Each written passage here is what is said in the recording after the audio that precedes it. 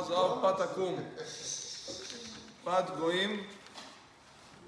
It's brought that the Chachamim made a gzera, and it's really before in the Gemara Shabbat Yud Zayin, Mitzach Avodah Zarah Lamed Vav.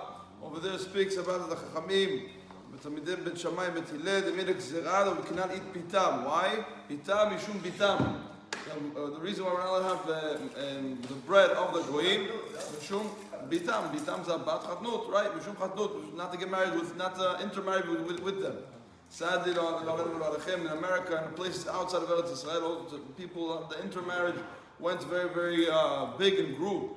So the Chachamim already saw the problem. What happened in Bavel, saw the Ezra, Asofer, he had to take out and to remove the Jews from the Jews that intermarried. It was as hard as extracting the water from flour in a dough.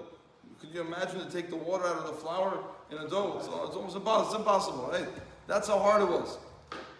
So the same thing, the halakha is the person cannot eat pat goyim. It means if a goy made for someone, made for himself in his house, a piece of made a nice bread, he gives it to you, you cannot eat it. Now, this gzera was good and well.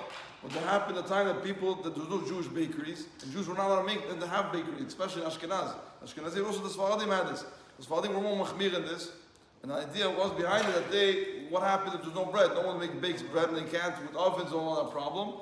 There's a concept called pat palter, which that is basically by the bakery. The bakery doesn't make it specially for you. There's no chatnut, no love over here, no connection. You don't even know who made it. You don't know exactly. So the halakha is what is it going to be mutar? The idea is that if there's no other bread of a Jew in a Jewish bakery, pat palter is going to be permitted. But in what case is permitted? That you know for a fact everything is kasher.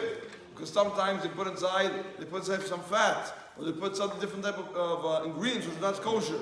So a person has to be very, very careful. Another detail regarding pat goyim, that it's only chamisha min dagan. That means if it's a bread made out of rice, or bread made out of corn, some type of these, which is not the 5 grains, it's permitted to eat it even if a goy made it. Of course, it has to be kosher, all the ingredients have to be okay.